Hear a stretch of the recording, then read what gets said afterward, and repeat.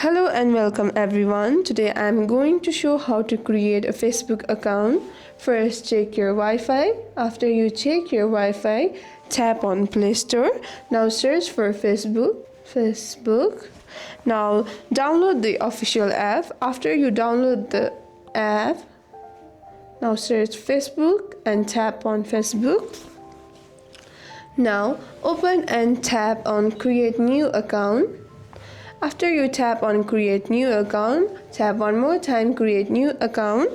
Now type your first and last name.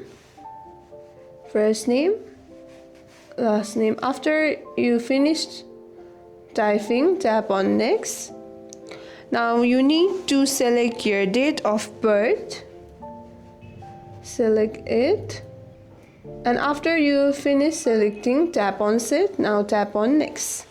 After you tap on Next, now you need to choose your gender, female or male. Tap on 1 and tap on Next.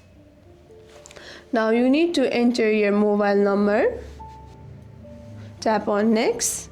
Now you need to enter your passport.